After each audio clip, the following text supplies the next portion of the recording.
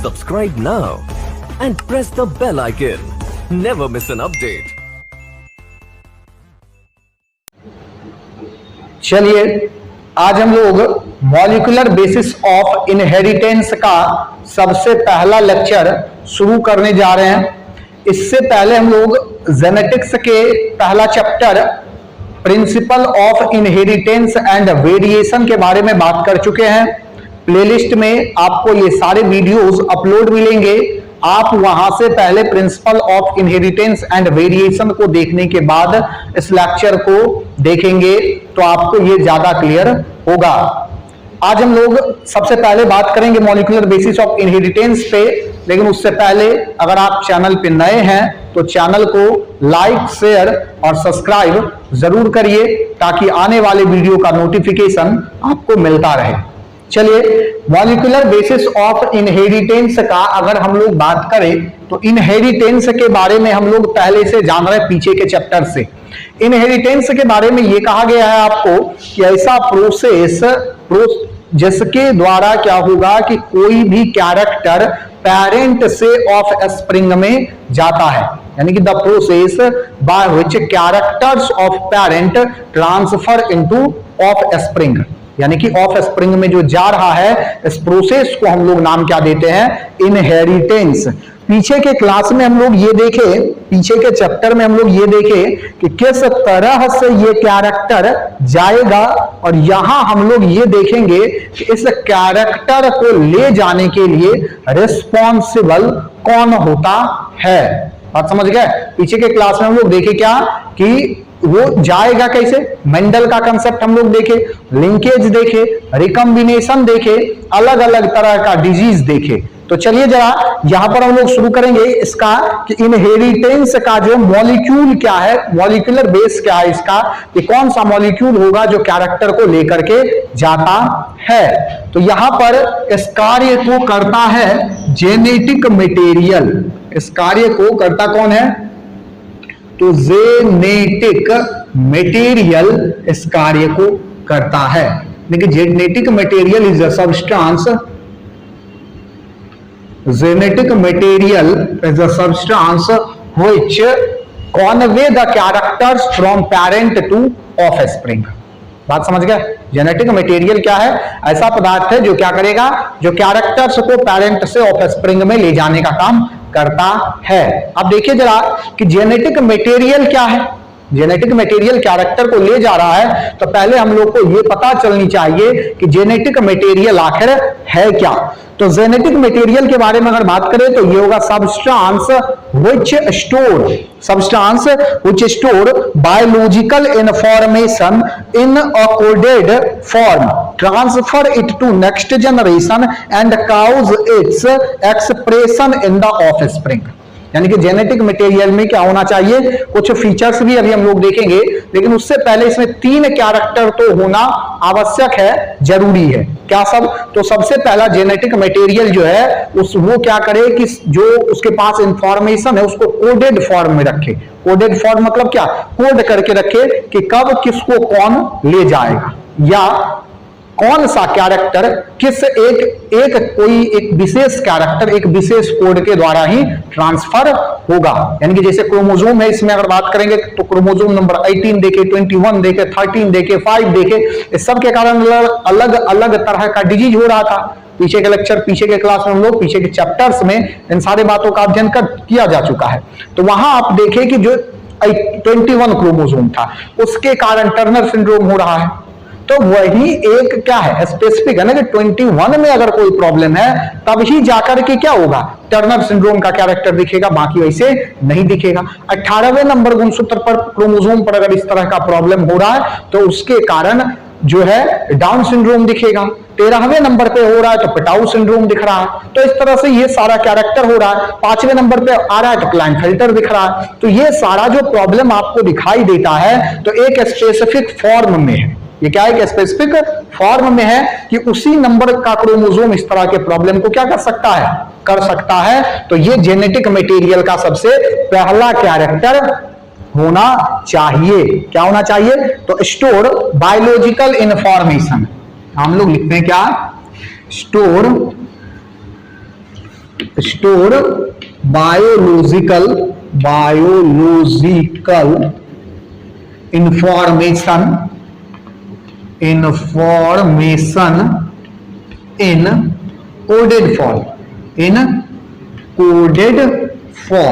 Coded form में होना चाहिए, सबसे पहला बात है इसका। दूसरा, अब जब ये कोडेड फॉर्म में है तो transfer it to next generation. पहले तो कोडेड फॉर्म में क्या होना चाहिए, स्टोर होना चाहिए। इसके बाद क्या होना चाहिए, transfer it to next generation,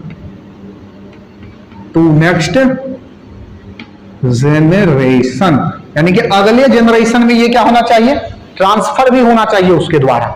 और तीसरा क्या है कि and cause its expression in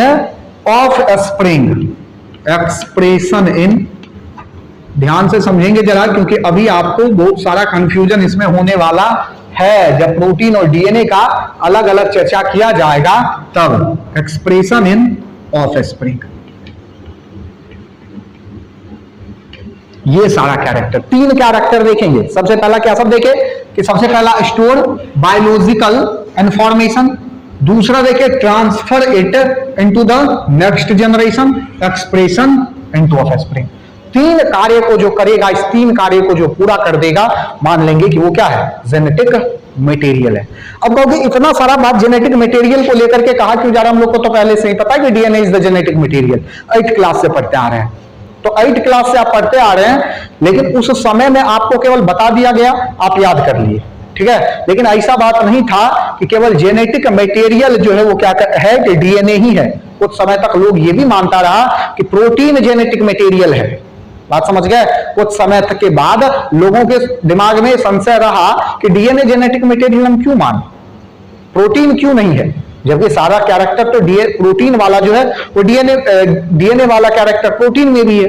chromosome बात करोगे तो डीएनए और प्रोटीन से क्रोमोसोम भी बना है, यानी कि जितना हिस्सेदारी डीएनए का है उतना ही प्रोटीन भी कर रहा है। तो कैसे मान ली कि DNA is the genetic material.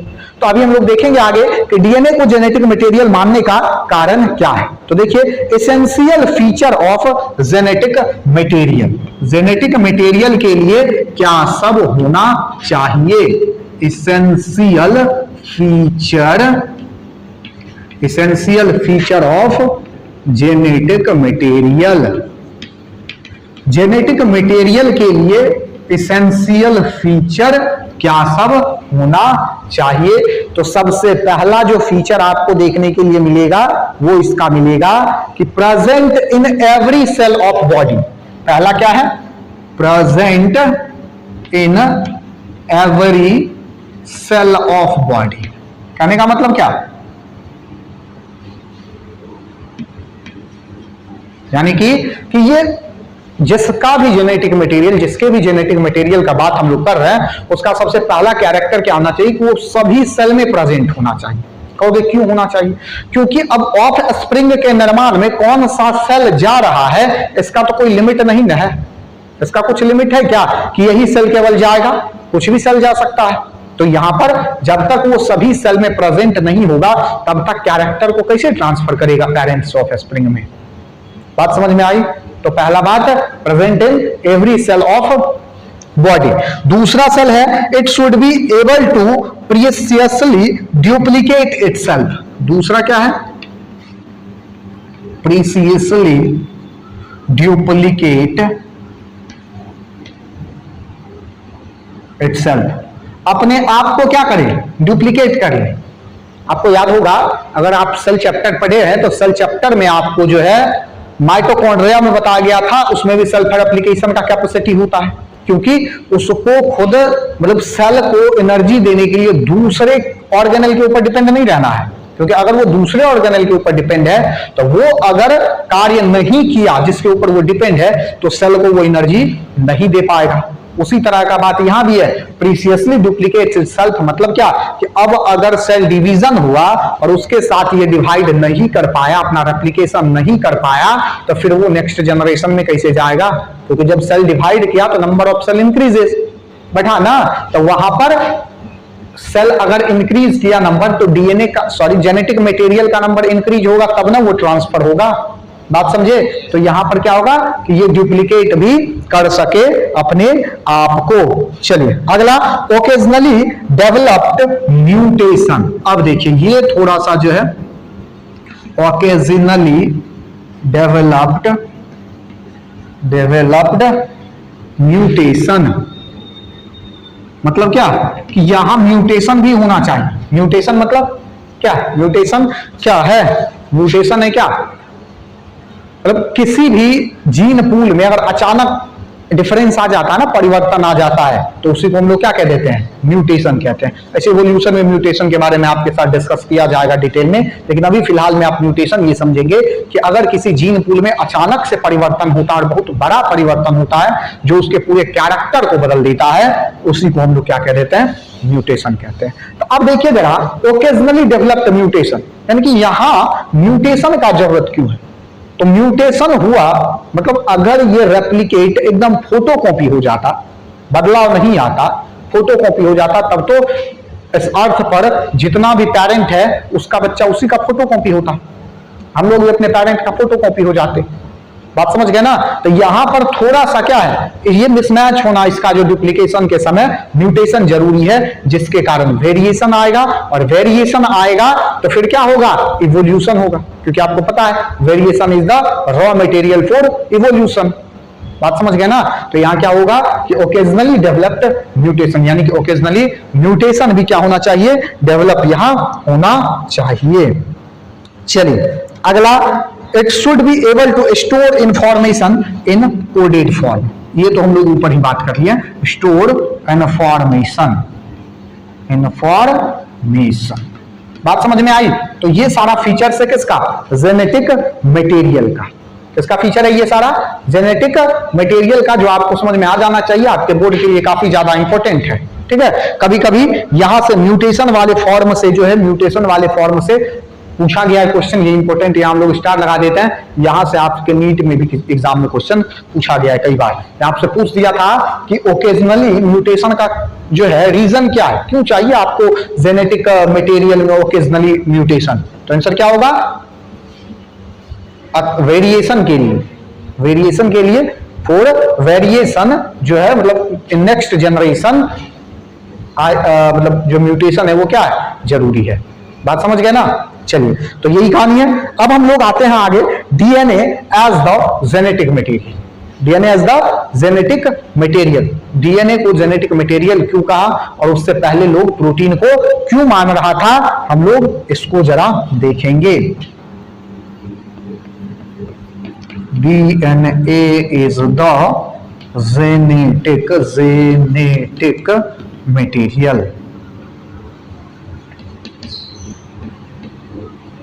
DNA is the genetic material. DNA genetic material है, इस बात को कहने वाला जो सबसे पहला साइंटिस्ट थे वो थे सटन और बॉवेरी। सटन और बॉवेरी, याद होगा कहां नाम मिला था? इससे पहले सटन और बॉवेरी का नाम कहां मिला था? क्रोमोसोमल थ्योरी ऑफ इनहेरिटेंस जो है ये सटन और बॉवेरी के ही द्वारा दिया गया था। चलिए देखिए जरा, तो क्या होगा कि सटन और बॉवेरी जो है proposed that genetic information is passed between generation by generation. Sutton and Boveri proposed that genetic information is passed between generation by chromosome. Sutton और बॉवेरी क्या कहे कि ये जो कारण है कैरेक्टर को एक जनरेशन से दूसरे जनरेशन तक ले जाने का, वो कौन कर रहा है? Chromosome is the cause of transfer of character. बात समझ गया? Chromosome is the cause of transfer of character from parent to offspring और जनरेशन टू जनरेशन। ये कौन कह दिया? सटन और बॉवेरी। अब ध्यान देंगे जरा, यहां पर क्रोमोसोम कहा गया है। अब क्रोमोसोम जब क्या दिया, तो यहां समस्या यहीं से शुरू हुआ सारा। क्या क्रोमोसोम का बात करेंगे तो डीएनए और प्रोटीन दोनों से बना हुआ है ना। डीएनए और प्रोटीन जो है वो क्या है? दोनों से बना हुआ है। तो हम लोग कैसे समझे कि कौन सा है?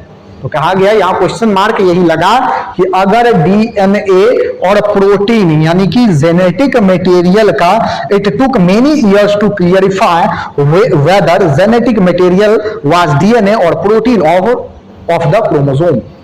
लेकिन देखिए जरा ध्यान दीजिए, यहां क्या कहा गया, ये जो कहा गया है chromosome is cause of transfer of character, तो क्रोमोसोम तो हम लोग पहले से जानते हैं कि डीएनए और हिस्टोन प्रोटीन से बना हुआ है। अरे बोलो, जान रहे हो ना? तो अब ये जान अगर रहे हो तो समस्या तो बात था कि प्रोटीन सॉरी क्रोमोसोम कह रहे हैं तो हम प्रोटीन मान लेंगे, अब कुछ लोग कहेगा क्या डीएनए ही है, और कुछ लोग कह देगा प्रोटीन है, तो क्या किसका सही माने? दोनों तो बना हुआ है। तो एक बात ये क्लियर होना चाहिए था कि क्या है ऐसा जो कैरेक्टर को लेकर के जा रहा है। तो ध्यान देंगे, तो यहां पर हम लोग अगर बात करें तो यहां हम लोग लिख सकते हैं it took several year to clarify that the genetic material is DNA. DNA ही जेनेटिक मटेरियल है, इस बात को प्रूव करने के लिए काफी ज्यादा समय लगा था। बात समझ गए? चलिए बढ़ते हैं आगे, देखते हैं जरा कि जेनेटिक मटेरियल क्यों डीएनए को नहीं माना जाएगा। दोनों के बारे में देखते हैं। तो सबसे पहला हम लोग क्या देख लेते हैं, प्रोटीन। दो चीज से मिलकर बना है ना क्रोमोसोम, प्रोटीन और डीएनए। प्रोटीन और डीएनए से मिलकर बना है ना जी क्रोमोसोम। तो ये अगर क्रोमोसोम है तो यहां पर ये दो चीज से बना है ना, हिस्टोन प्रोटीन और डीएनए। तो डीएनए और हिस्टोन प्रोटीन से मिलकर बना है। तो पहला हम लोग देखते हैं प्रोटीन के लिए क्या देखेंगे कि प्रोटीन को जेनेटिक मटेरियल क्यों नहीं कहा जाएगा। चलिए आगे बढ़ते हैं। प्रोटीन का मतलब होता है of the first rank. Protein का मतलब है ऑफ द फर्स्ट रैंक, मतलब क्या, किसी भी चीज में जो सबसे उत्तम होगा ना उसको प्रोटीन कहा जाता है। लैटिन टर्म से यूज में लाया गया है, प्रो मतलब पहले, समझ गए? तो सबसे जो पहला होगा उसी को क्या कहेंगे हम लोग, प्रोटीन। ठीक है, चलिए देखिए जरा। अब देखिए एक बात और आप कुछ चीज समझ लीजिए कि प्रोटीन जो है, यहां पर जो प्रोटीन होगा वो हिस्टोन प्रोटीन है। यहाँ जो प्रोटीन है जो क्रोमोसोम के फॉर्मेशन का आ गया, ये क्रोमोसोम के फॉर्मेशन का जो काम कर रहा है वो कौन सा प्रोटीन, तो हिस्टोन प्रोटीन। हमारे बॉडी में सबसे ज्यादा एबंडेंट प्रोटीन कौन सा है, most abundant protein in mammals और ह्यूमन भी कह सकते हैं, रूबिस्को। ठीक है, ह्यूमन फिजियोलॉजी पढ़ चुके हो ना, वहां बताया गया होगा most abundant protein as RuBisCO. ठीक है, चलिए याद रखेंगे। और दूसरा अगर हम लोग बात ये मिस्टेक हो गया, most abundant protein in our body जो होगा वो कोलेजन होगा, और रूबिस्को जो है वो most abundant protein on earth है। ठीक है, अर्थ पे सबसे ज्यादा जो है एबंडेंट कौन है, रूबिस्को है, और हम लोगों के बॉडी में क्या है, कोलेजन है। और हमारे ब्लड में कौन सा है, तो एल्ब्यूमिन। एल्ब्यूमिन प्रोटीन हमारे ब्लड में क्या है, सबसे ज्यादा है। जिपमर वाला खूब क्वेश्चन इससे पूछता था, बात समझ गए ना। तो ये सारा चीज जो है 11th के फिजियोलॉजी का ही कहानी है, यहाँ हम केवल प्रोटीन का चर्चा चला तो हम थोड़ा सा इसके बारे में आपके साथ डिस्कस कर दिए। चलिए देखिए जरा आगे बढ़ेंगे। यहां से प्रोटीन में क्या सब कैरेक्टर था कि हम लोग मान ले कि protein is the genetic material. तो सबसे पहला बात ये था कि earliest protein were thought to play role of genetic material. पहले ये चीज माना जा रहा था कि क्या होगा कि प्रोटीन जो है ये जेनेटिक मटेरियल होगा। क्यों होगा, these are macromolecule and show enormous variety. Macromolecule and show, कारण देखिए प्रोटीन का कारण क्या दिया गया, ध्यान दीजिए, मैक्रोमोलिक्यूल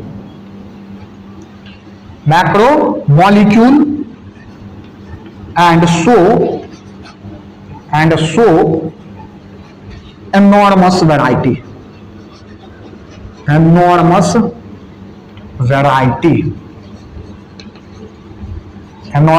वैरायटी आप समझ गए ना। क्या है कि मैक्रोमोलिक्यूल से कहा कि बड़ा भी है, और यहां पर वैरायटी जो है इसका हम लोगों को काफी देखने के लिए मिल जाता है, इसलिए क्या कहेंगे कि protein is the genetic material. चलिए देखेंगे, जब फेल होगा ये सब कोई भी बात सही नहीं है, ये सारा बात फॉलो करता है प्रोटीन, समझ गए। लेकिन जेनेटिक मटेरियल तो है नहीं, अब तो हम लोग जान रहे हैं, कारण भी अभी जानेंगे कि क्यों नहीं है। दूसरा, एक्सेबिट ग्रेट स्पेसिफिसिटी ऑफ फंक्शन। दूसरा कारण कहा कि great specificity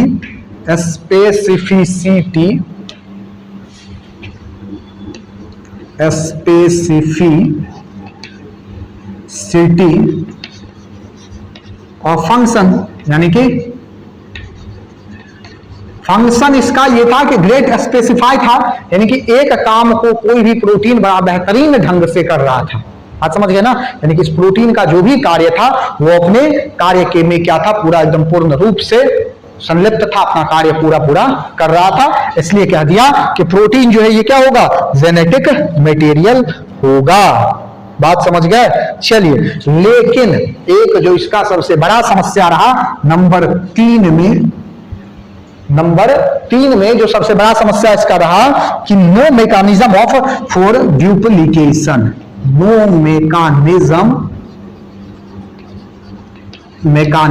for duplication, no mechanism for duplication. बात समझे, ध्यान देंगे जरा। नो मैकेनिज्म फॉर ड्यूप्लीकेशन, ये ड्यूप्लीकेशन नहीं कर सकता था अपने आप का, जितना इसका नंबर था उसको ये मल्टीप्लाई करके 2 से 4, 8, 10, 12, 15, 20 इस तरह का कोई कंडीशन यहां आपको देखने के लिए नहीं मिलता। तो क्या बताइए जरा, essential features for genetic material में जो था यहां पर आपको देखने के लिए मिला था प्रीसियसली ड्यूप्लीकेट इटसेल्फ, प्रीसियसली ड्यूप्लीकेट इटसेल्फ। और यहां क्या है, no mechanism for duplication, duplication हो ही नहीं रहा, ड्यूप्लीकेशन हो ही नहीं रहा है। तो क्या हम लोग यहां पर इसको मानेंगे कि protein is the genetic material? Protein कभी भी क्या होगा, जेनेटिक मटेरियल नहीं हो सकता है। इसका कारण एक ही ये कारण काफी है, no mechanism for duplication, duplication नहीं होने के कारण ये अपने आप को ड्यूप्लीकेट नहीं कर पाता, इस कारण से इसको हम लोग क्या कहेंगे, it is not a genetic material. The characters of genetic material are not followed by protein. बात समझ गए, बढ़िया आगे। तो ये मेन जो है कारण रहा, इसको आप ध्यान में रखेंगे कि प्रोटीन को हम लोग क्यों नहीं कहे कि ये जेनेटिक मटेरियल है। चलिए आगे अब हमारे पास क्या है, तो डीएनए है, डीएनए है ना। अब देख लेंगे कि डीएनए को जेनेटिक मटेरियल क्यों कहा जाएगा, why DNA is genetic material.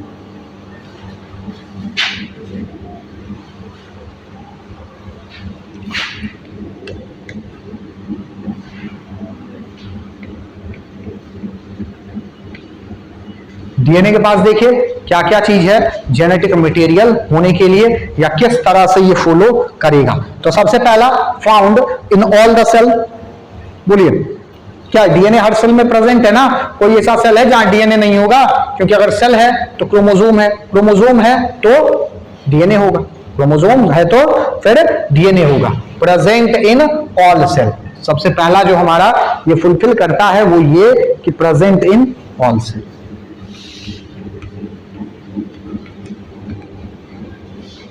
Present in all cell, सभी सेल में क्या है, प्रेजेंट है। दूसरा ये क्या है, somatic cell, all somatic cell of given species contains same amount of DNA. सभी में क्या होगा, बराबर अमाउंट में डीएनए है, कहीं ज्यादा कहीं कम नहीं होगा।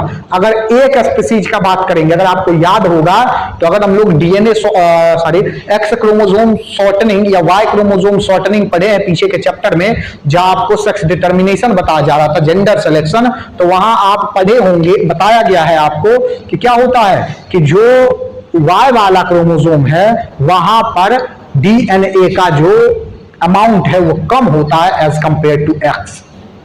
पढ़ा गया ना? तो यहां लेकिन अगर एक ही स्पीसीज में बात करेंगे तो एक ही स्पीसीज का अगर आप सेल देखेंगे तो वहां आपके डीएनए के अमाउंट में क्या होगा, डिफरेंस नहीं मिलता है। ठीक है, सब कोई भी सोमेटिक सेल में एक्सहिबिट इनफाइनाइट वैरायटी, अलग अलग एक्सहिबिटर, इनफाइनाइट वैरायटी, यानी कि इनफाइनाइट वैरायटी, यानी कि यहां क्या होगा कि किसी अलग अलग तरह का वैरायटी जो है यहां आपको देखने के लिए मिलता है।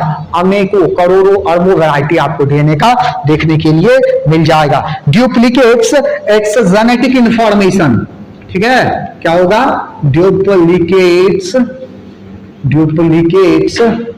X genetic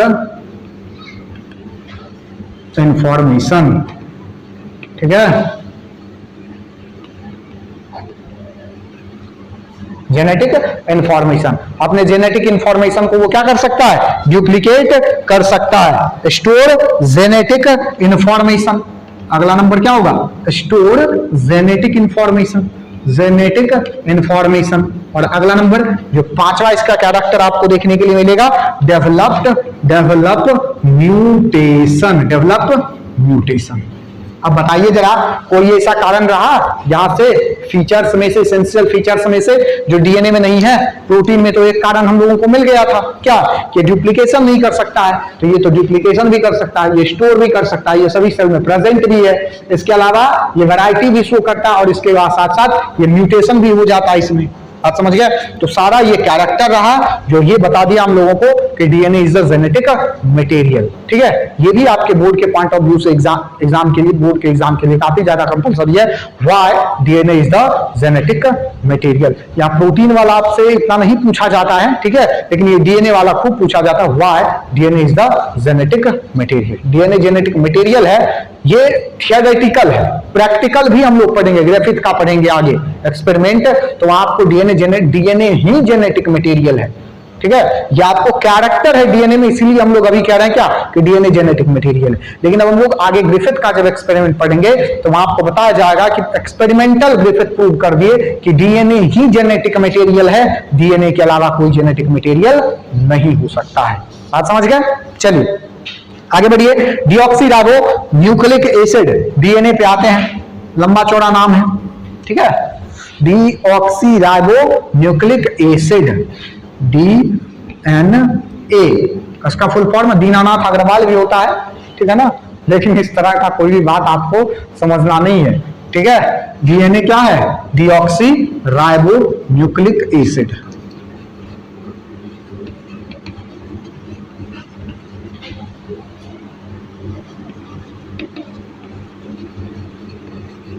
deoxyribonucleic acid.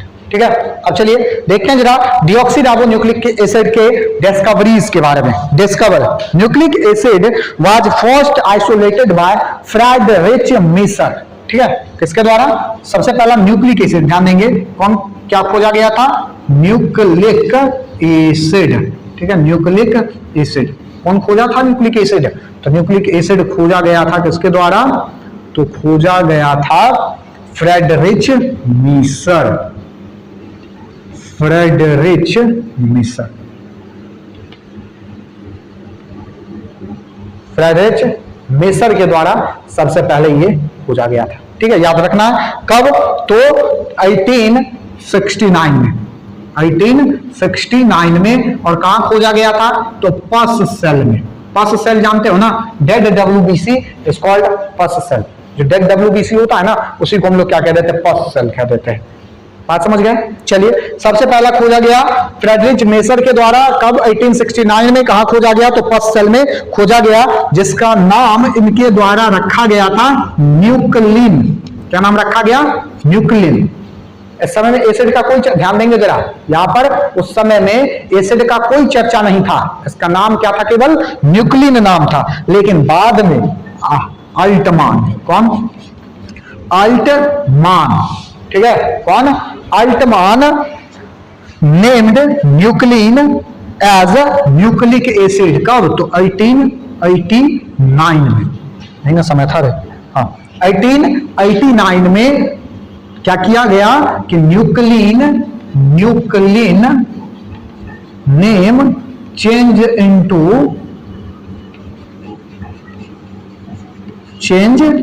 Into nucleic acid,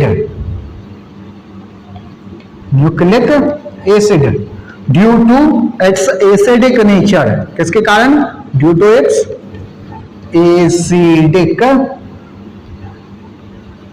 acidic nature, यानी कि एसिडिक नेचर के कारण अल्टमान क्या किए, इसका नाम बदल करके न्यूक्लिन से किस में रख दिए, तो न्यूक्लिक एसिड में। बात समझ गए। तो ये कहानी है किसका, इसके डिस्कवरीज का। अब हम लोग आगे अकरेंस देखेंगे कि डीएनए का जो है अकरेंस कहां कहां है, मतलब कहां कहां क्या है, तो हर जगह, प्रोकैरियोट में भी और यूकैरियोट में भी है, लेकिन प्रोकैरियोट में किस स्थिति में प्रेजेंट है और प्रोकैरियोट में किस स्थिति में प्रेजेंट है, इसके बारे में अब देखेंगे। चलिए अकरेंस का बात करेंगे कि डीएनए जो है ये डीएनए का पहले हम लोग देखें डीएनए जेनेटिक मटेरियल क्यों है, उसके बाद देखें हम लोग कि डीएनए जो है वो जेनेटिक मटेरियल डीएनए का जो डिस्कवरी है वो कैसे हुआ, और इसके बाद अब हम लोग देखेंगे डीएनए का अकरेंस यानी कि कहां कहां प्रेजेंट है और किस स्थिति में प्रेजेंट है, इस बात को देखेंगे जरा। तो सबसे जो पहला होगा नंबर 1 में अकरेंस का बात करेंगे तो सबसे पहले हम लोग प्रोकैरियोट में बात करेंगे। प्रोकैरियोट्स आप जान रहे हैं वैसा ऑर्गेनिज्म जो काफी पहले से इस अर्थ पर प्रेजेंट है, तो इसको हम लोग क्या कह देते हैं, प्रोकैरियोट्स कहेंगे। और जो कुछ समय पहले यानी कि कुछ ईस्वी पहले जो है विकसित हुआ है उसको हम लोग यूकैरियोट नाम देते हैं। तो सबसे पहले हम लोग प्रोकैरियोट में बात करते हैं कि प्रोकैरियोट जो है वो वहां पर क्या है। It is a circular and embedded in cytoplasm. यहां पर क्या होगा, ध्यान देंगे जरा कि यहां पर ये कहां होगा, embedded in cytoplasm, embedded in cytoplasm. यहां कहां है, साइटोप्लाज्म में है। यहां पर ध्यान देंगे जरा कि साइटोप्लाज्म में प्रेजेंट है, लेकिन यूकैरियोट में ये क्या होता है, यूकैरियोट में ये क्या होगा कि यूकैरियोट में साइटोप्लाज्म में थोड़ी ना होगा, ये तो न्यूक्लियस में होगा। यूकैरियोट में क्या होगा, प्रोकैरियोट और यूकैरियोट कंपेयर करके ही हम लोग लिख लेते हैं तो ठीक रहेगा, ज्यादा बढ़िया रहेगा। प्रोकैरियोट और यूकैरियोट, तो यूकैरियोट में कहां प्रेजेंट है, तो यूकैरियोट में तो ऐसा नहीं ना होगा कि साइटोप्लाज्म में घूमते रहेगा डीएनए, ऐसा तो बिल्कुल नहीं होगा। यूकैरियोट में क्या होता है कि ये प्रेजेंट होगा कहां, तो न्यूक्लियस में। यहां हम लोग लिख देते हैं प्रेजेंट इन न्यूक्लियस, ठीक है। कहां प्रेजेंट होगा, प्रेजेंट इन न्यूक्लियस होगा। बात समझ गए। चलिए दूसरे पे आएंगे।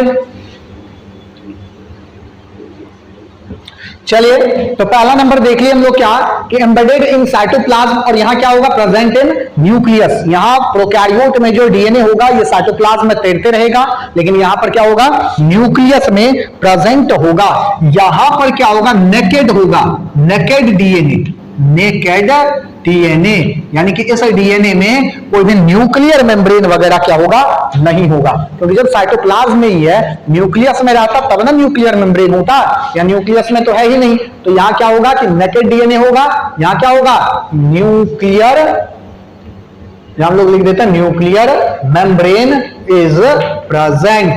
न्यूक्लियर मेम्ब्रेन क्या होगा, यहां प्रेजेंट होगा, आपको देखने के लिए मिलेगा। यहां पर आपको histone protein, histone protein absent, histone protein क्या होगा, यहां एब्सेंट होगा, और यहां पर क्या होगा, हिस्टोन प्रोटीन जो है, हिस्टोन प्रोटीन क्या होगा, प्रेजेंट होगा। बात समझ गए। यहां हिस्टोन प्रोटीन एब्सेंट है और यहां हिस्टोन प्रोटीन क्या होगा, प्रेजेंट होगा। यहां पर एक्स्ट्रा क्रोमोसोमल डीएनए मिलेगा आपको देखने के लिए, extra chromosomal DNA is present. कहने का मतलब क्या है, extra chromosomal DNA is present. आपको बायोटेक्नोलॉजी पढ़ा दिया गया है, वहां पर आप देखे थे, आपको अगर याद होगा तो एस्चेरिचिया कोलाई में से हम लोग क्या करते थे, प्लाज्मिड को निकालते थे, और वो प्लाज्मिड क्या था, extra chromosomal DNA of Escherichia coli, plasmid था ना। तो ये जो था यहाँ एक्स्ट्रा क्रोमोसोमल डीएनए प्रेजेंट होगा, लेकिन यूकैरियोट में क्या होगा कि ये एब्सेंट होगा। यहां पर कोई भी एक्स्ट्रा क्रोमोसोमल डीएनए प्रेजेंट नहीं होगा। अगर वहां से किसी भी यूकैरियोट से इस तरह की चीजों को निकाल लिया जाए तो क्या होगा कि यहां दिक्कत आ सकती है। बात समझ गए, बात समझे, अरे समझा। चलिए तो ये हो गया कहानी किसका, तो अकरेंस का। किसके अकरेंस का, तो यूकैरियोट और प्रोकैरियोट में डीएनए के अकरेंस का। चलिए आगे हम लोग बढ़ेंगे। Quantity of DNA, quantity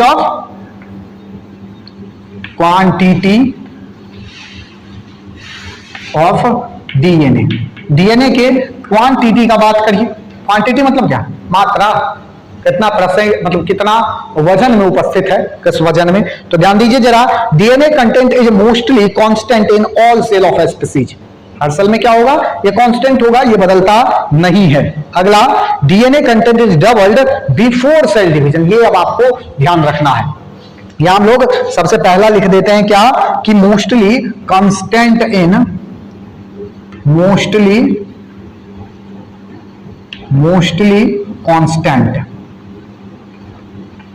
constant in all cell.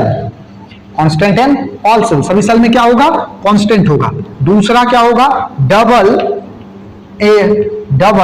Before cell division. Double before cell division. Cell division से पहले ये क्या होगा, डबल हो जाएगा, क्योंकि जब सेल डिवाइड करेगा तो नंबर ऑफ सेल भी तो डबल हुआ। तो आपको पहले ही कहा गया था कि जेनेटिक मटेरियल का सबसे पहला कैरेक्टर ही यही है कि हर सेल में present in each cell of the body. तो सभी सेल में जब प्रेजेंट है तो सेल डिवीजन जब होगा तो 2 गुना सेल होगा, तो इसका भी क्या होगा, डबलिंग हो जाएगा। ठीक है, चलिए अगला जो होगा, अगला क्वांटिटी में gametes have half number of DNA. ये तो आपको ह्यूमन रिप्रोडक्शन से ही पढ़ा गया है। Gametes have half number of DNA. यहां पर क्या होगा, आधा जो है डीएनए होता है, क्योंकि आगे आने वाले नेक्स्ट जनरेशन में जो गैमेट्स है, सॉरी जो क्रोमोसोम है, नंबर ऑफ क्रोमोसोम मेंटेन रहना चाहिए, इसीलिए गैमेट में जो डीएनए का नंबर है वो क्या होता है, क्या होगा, हाफ होगा। ठीक है, लेंथ पे आ जाते हैं, लेंथ ऑफ डीएनए। अगला हमारे पास क्या है, लेंथ ऑफ डीएनए। ये सब डीएनए के बारे में है, ये सब ऑब्जेक्टिव आपसे एज इट इज पूछा जा सकता है। कुछ भी, कोई भी चीज जो है इसमें से ना भारी है और ना ही छोड़ने वाला है। बात समझ गए ना, ये सारा चीज मतलब रट्टा लगाने का तो चीज नहीं है, ये सब कॉमन सेंस का बात है कि गैमेट में हाफ नंबर होगा, सेल डिवीजन के समय डबल हो जाएगा, मोस्टली सेल में कांस्टेंट होता है। बात समझ गए ना, ये सब कॉमन सेंस का बात है। यहां से ये प्रोकैरियोट यूकैरियोट आपको बचपन से पढ़ाया जाता आ रहा है, तो इसमें भी कोई नया बात अकरेंस वाला में नहीं है। केवल हम लोग एक ब्रीफ रिव्यू इस सब का ले रहे हैं पीछे के क्लास से, इसको कोरिलेट करके। लेंथ पे आ जाते हैं, तो लेंथ जो होगा ये क्या होगा, DNA is long polymer. DNA का अगर हम लोग बात करें ना, तो डीएनए पॉलीमर है किसका, DNA is polymer of deoxyribose sugar या deoxyribonucleotides. Deoxyribonucleotide polymer है किसका, पॉली मतलब समझते ना, बहुत सारा। पॉलीमर मतलब क्या, कि बहुत सारा चेन मिलकर के क्या करेगा, डीऑक्सी राइबो न्यूक्लियोटाइड का बहुत सारा चेन जब मिलेगा, अभी हम लोग स्ट्रक्चर पे आ रहे हैं, तब बनाएगा क्या, डीएनए। तो जब बहुत सारा ये डीऑक्सी राइबो न्यूक्लियोटाइड बना रहा है डीएनए, तो इसी का नंबर जो होगा इसके लेंथ को डिफाइन कर देगा। Number of deoxy ribo nucleotide defines length of DNA. अगर यहां पर नंबर ज्यादा होगा तो लेंथ ज्यादा होगा डीएनए का, अगर यहां कम होगा तो लेंथ क्या हो जाएगा, डीएनए का कम हो जाएगा। बात समझ गए, चलिए आगे बढ़िए जरा। लेंथ हो गया, length of DNA is characteristic of an organism. कोई दिक्कत नहीं है, ये आप समझ ही रहे हैं, characteristic of organism. Characteristic of organism, DNA का लेंथ अलग अलग होता है। कैरेक्टरिस्टिक मतलब क्या, जैसे ह्यूमन है तो इसका लेंथ अलग होगा, एनिमल्स कोई होगा उसका लेंथ अलग होगा, कोई बर्ड्स है तो उसमें लेंथ अलग है, लेंथ अलग अलग होगा। तो ये किसी भी ऑर्गेनिज्म का क्या है, कैरेक्टरिस्टिक फीचर है, जिसमें आपको समझना, रट्टा लगाना बिल्कुल भी नहीं है कि किसका लेंथ कितना बड़ा होता है। आप समझ गया, चलिए आगे बढ़ते हैं। स्ट्रक्चर ऑफ डीएनए पे, स्ट्रक्चर ऑफ डीएनए। अब देखिए जरा, अब यहां से आपका जो टॉपिक है मोस्ट इंपॉर्टेंट होने वाला है।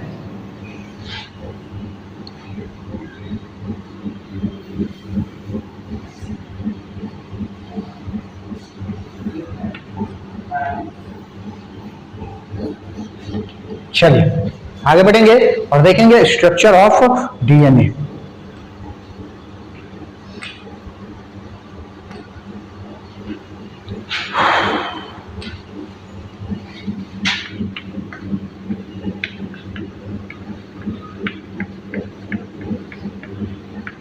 डीएनए के स्ट्रक्चर पे हम लोग अब बात करेंगे। Correct structure of DNA was first worked by James Watson and Francis Crick। Watson और क्रिक आपको नाम याद रखना है, इतना बड़ा बड़ा नाम आपको याद बिल्कुल भी नहीं रखना है। जो करेक्ट मॉडल था वो किसके द्वारा दिया गया था? वाटसन और क्रिक के द्वारा। जो अभी आपको पढ़ना भी है, वाटसन एंड क्रिक मॉडल, आपके बोर्ड के एग्जाम के पॉइंट ऑफ व्यू से काफी फेमस क्वेश्चन है, खूब पूछता है, ठीक है। दोनों बोर्ड, चाहे वो कोई स्टेट हो या फिर चाहे सीबीएसई सेंट्रल वाला हो, वो सारा पूछता है। तो वाटसन और Crick model, double helix structure of DNA, ये सारा किसका किया हुआ काम है? तो ये सारा वाटसन और क्रिक का ही किया हुआ काम है। बात समझ गए? तो ध्यान दीजिए, correct structure of DNA was first worked out by Watson and Crick. चलिए, इसके लिए their double helix model of DNA was based on, यानी कि इसका जो मॉडल था स्ट्रक्चर ऑफ डीएनए, ये दिया गया था किसके द्वारा? तो हम लोग लिखते हैं वाटसन एंड क्रिक, ठीक है। कौन? तो वाटसन एंड क्रिक के द्वारा। अब ये जो वाटसन एंड क्रिक है, इसका जो मॉडल था उसको क्या कहा गया? Double helix model. क्या कहा गया? डबल हेलिक्स मॉडल कहा गया। डबल हेलिक्स मॉडल कहा गया। तो बात समझे? डबल हेलिक्स मॉडल कहा गया। अब देखिए जरा कि डबल हेलिक्स मॉडल किस चीज के ऊपर डिपेंड था? तो दो चीज था। सबसे पहला, double helix model it depend on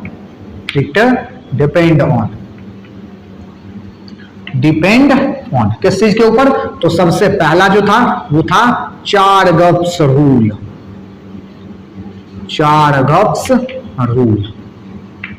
और दूसरा था, अभी हम लोग देखेंगे फिर, चारगप्स रूल आपके लिए इंपॉर्टेंट होने वाला है अभी, ठीक है।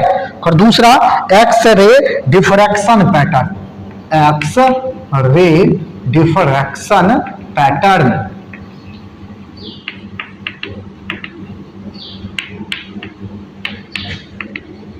ठीक है, एक्स-रे डिफ्रैक्शन पैटर्न। ये दो मॉडल है, सॉरी दो आधार था जिसके बेस पर क्या किया गया कि डीएनए के स्ट्रक्चर को डिटरमाइन किया गया। सबसे पहला हम लोग चारगप्स का रूल का देखेंगे। सबसे पहला नंबर चारगप्स रूल। देखिए, चारगप्स रूल एडविन चारगप नाम के साइंटिस्ट के द्वारा दिया गया था। किसके द्वारा? Edwin Chargaff's formulate important generalisation about DNA structure. बात समझ गए?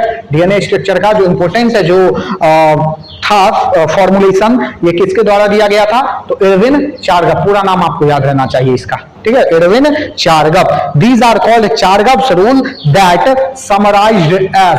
ध्यान देंगे, एडविन चारगप, यहां हम लोग लिख नहीं रहे हैं, ये आपको याद रखना है। एडविन चारगप जो है उसके द्वारा दिया गया था। अब देखिए समराइजेशन क्या है, मतलब समराइजेशन मतलब क्या कि ये रूल क्या रहा है? तो इस ये बात बहुत ही आसान रूल है समराइजेशन। इसका ये है इस तरह से, a plus G equal to T plus C. अब ये a क्या है, g क्या है, t क्या है, c क्या है? तो A for adenine, G for guanine, T for thymine, C for cytosine. ये सारा न्यूक्लिक एसिड है। बात समझ गया? बेस पेयरिंग में यही काम करता, बेस पेयर यही है। बात समझ गया ना?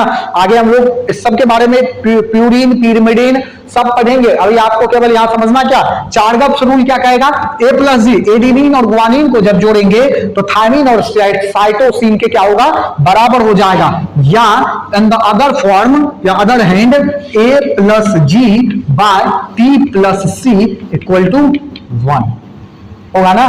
कि जब ये दोनों बराबर है, ये भी दो आया, ये भी दो आया, दोनों को कट लगाओगे तो 1 आएगा रिजल्ट। बोलिए, यहां तक में किसी को कोई दिक्कत? चारगप्स रूल यही कहता है। चलिए ध्यान देंगे जरा। Purine and pyrimidine are always equal in amount of adenine is equal to thymine and amount of guanine always equal to cytosine. या इसको तीसरा फॉर्म में आप इस तरह से भी लिख सकते हैं, A equal to T and G equal to C। बात समझ गए? A equal to T and C equal to G। कुछ नहीं है, इसी को अलग अलग फॉर्म में लिख दिए हम लोग। बात समझ गए ना। चलिए, तो चारगप्स रूल यही कहता है, base ratio of A plus T is constant for a species. Base ratio जो ये वाला होगा ना, ए प्लस टी, ये क्या होगा, हमेशा कांस्टेंट होगा, अलग अलग स्पीसीज में, सभी स्पीसीज के लिए अपना एक कांस्टेंट होगा, ये बदलेगा नहीं कभी। चलिए आगे बढ़ेंगे। दूसरा है हमारे पास एक्स रे डिफ्रैक्शन। दूसरा क्या है, एक्स रे डिफ्रैक्शन।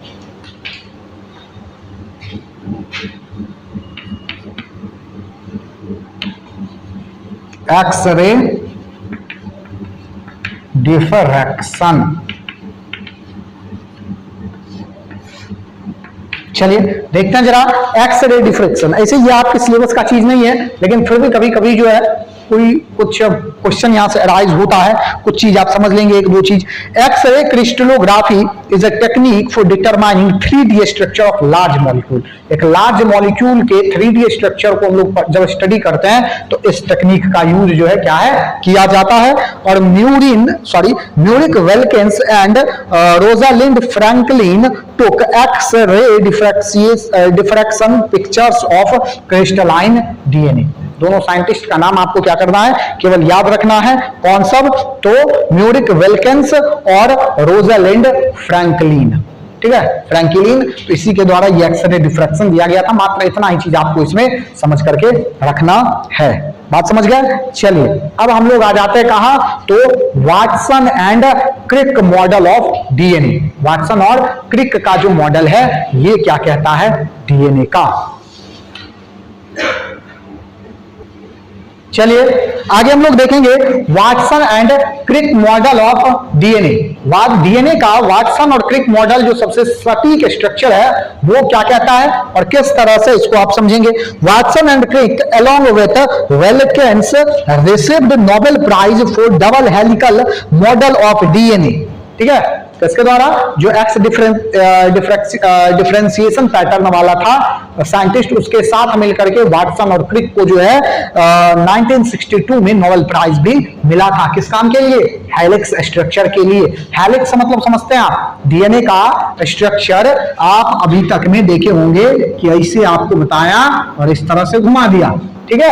ये डीएनए खुद में ही काटता हुआ नजर आ रहा है, जबकि डीएनए का स्ट्रक्चर इस तरह का नहीं है। यह गलत स्ट्रक्चर है। डीएनए का स्ट्रक्चर इस तरह से नहीं होता है। डीएनए का अगर एक टिपिकल स्ट्रक्चर आप देखेंगे तो आपको एक हेलिकल स्ट्रक्चर मिलता है। हम लोग बनाते हैं, इसका कारण है कि हम लोग 3D स्ट्रक्चर बना नहीं सकते हैं, केवल क्या कर सकते हैं, इमेजिन कर सकते हैं। यानी तो किसी एक प्लेटफॉर्म पे हम लोग को जो है, चलता हुआ प्लेटफॉर्म अगर है कोई विजुअल मीडियम, तो वहां केवल 3D को देखा जा सकता है, ठीक है। यहां अगर हम लोग बात करें तो अगर एक डीएनए का स्ट्रक्चर का बात करें तो आपको कुछ इस तरह से डीएनए का स्ट्रक्चर बनाना है। ध्यान देंगे जरा, हेलिकल स्ट्रक्चर जो है वो यही है किसी भी डीएनए का। ये देखिए जरा,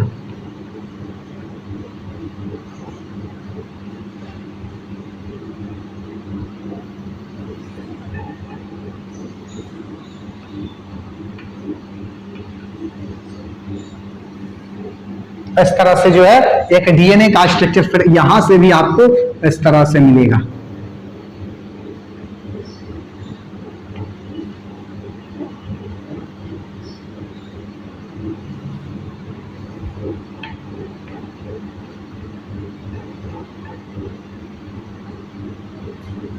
इस तरह से आपको जो है ये स्ट्रक्चर मिलने वाला है। डीएनए कभी एक दूसरे को कट नहीं कहीं करता है। अब देखिए जरा, यहाँ पर 3D फिगर बनाना है। अब यहाँ बनाएंगे तो आपको जो कुछ समझ में ही नहीं आ रहा है कि क्या चल रहा है। बात समझ गए। आप 3D फिगर को इस तरह से इमेजिन करेंगे कि अगर आप पुराना हिंदी मूवी देखे होंगे तो वहां पर सीढ़ी जो होता है छत पे जाने के लिए, वो इस तरह से क्या होता है, घुमा हुआ रहता है। देखे हो ना कि इस तरह से क्या घुमा हुआ है, इस तरह से, ठीक है। तो डीएनए उसी तरह से है। बात समझ गए ना। ऐसा नहीं है कि डीएनए एक दूसरे को ही कहीं कहीं काट दिया है। बात समझ गए ना।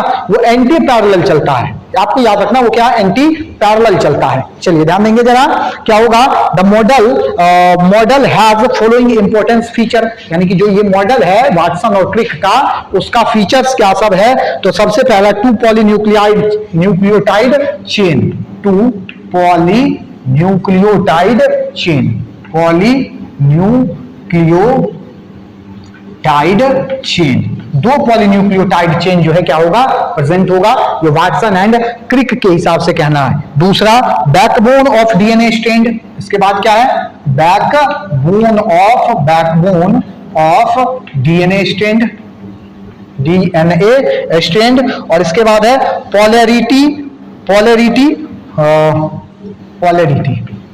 ये 3 चीज आपको क्या करना है, आगे हम लोग पोलैरिटी तीनों के बारे में डिटेल में देखेंगे कि दोनों पॉलीन्यूक्लियोटाइड चेन क्या है, बैकबोन क्या है, और इसके बाद जो है पोलैरिटी क्या है। चलिए आगे देखेंगे।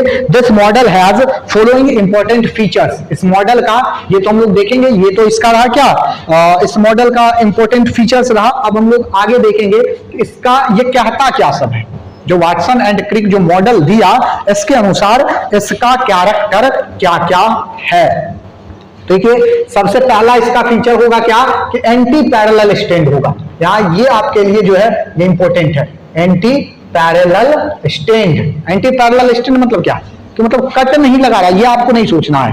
बात समझ गए ना। आपके नोट में एक फिगर बना दिया गया है, वहां पर आप देखेंगे कहीं कट नहीं लगा रहा है डीएनए। यहां पर जैसे चल रहा है कि कहीं कट नहीं लगाता, ये केवल क्या चल रहा है, एंटी पैरेलल चल रहा है। यहां से फिर इसको देखोगे इस तरह से, अगर इस तरह से बनाए तो यहां पर आपको कुछ इस तरह का स्ट्रक्चर जो है आपको देखने के लिए मिलेगा। बात समझ गया। तो ये एंटी पैरेलल चल रहा है, केवल एक दूसरे को लपेटते हुए चल रहा है इस तरह से। बात समझ गया ना। चलिए आगे बढ़ेंगे। इसके बाद दूसरा, डीएनए जो है वो ड्यूप्लेक्स होगा। यहां आपको देखिए रहा कि एक जो है ये और दूसरा वाला ये, तो ड्यूप्लेक्स हमेशा होगा। एंटी पैरेलल होगा तो ड्यूप्लेक्स होगा ही, इसमें कोई बात नहीं है। कंप्लीमेंट्री बेस पेयरिंग होगा। कंप्लीमेंट्री बेस पेयरिंग मतलब क्या, कि जैसे अगर मान लेते हैं कि दूसरा हम लोग देखे क्या, दूसरा देखे हम लोग डीएनए ड्यूप्लेक्स। तीसरा हम लोग देख रहे हैं क्या, complementary base pairing. Complementary base pairing, अभी तुरंत हम लोग एडेनिन, थायमिन, गुआनिन, साइटोसिन देखे हैं ना पीछे, देखे तो वहां जो adenine, guanine, cytosine, thymine, adenine के साथ थायमिन, गुआनिन के साथ साइटोसिन देख रहे हैं, वही तो है कंप्लीमेंट्री बेस पेयरिंग। बात समझ गए ना। चलिए इसके बाद क्या होगा, ग्लाइकोसिडिक और फॉस्फोडाइस्टर बॉन्ड प्रेजेंट होगा। ग्लाइकोसिडिक एंड फॉस्फोडाइस्टर बॉन्ड इस तरह नीचे में, ये दोनों बॉन्ड क्या होता है, प्रेजेंट होता है। इसके बाद हाइड्रोजन बॉन्ड बेस पेयर के बीच क्या होगा, हाइड्रोजन बॉन्ड प्रेजेंट होगा। जो एडेनिन के साथ थायमिन है वहां डबल बॉन्ड, और एडेनिन के साथ थायमिन है वो डबल बॉन्ड, और ग्लाइसिन के साथ साइटोसिन है तो ट्रिपल हाइड्रोजन बॉन्ड प्रेजेंट होता है। बात समझ गए। तो ये कहानी है इसका, इसके इंपोर्टेंट फीचर्स का। चलिए आगे बढ़ेंगे हम लोग और देखेंगे जरा पॉलीन्यूक्लियोटाइड चेन और स्टैंड। सबसे पहला तुम्हारा ये ना, पॉलीन्यूक्लियोटाइड चेन एंड स्टैंड। चलिए आगे हमारे पास टॉपिक है, सबसे पहला हम लोग देखेंगे क्या, पॉलीन्यूक्लियोटाइड।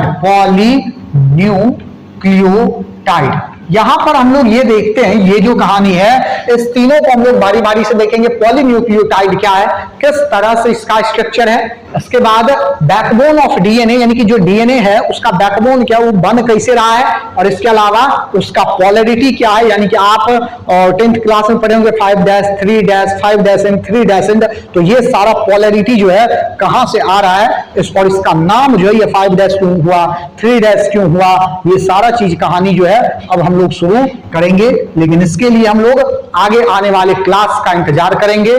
तब तक के लिए इतना ही। आगे अगर आप चैनल पे नए हैं तो चैनल को लाइक, शेयर और सब्सक्राइब जरूर करिए। तब तक के लिए जय हिंद, जय भारत।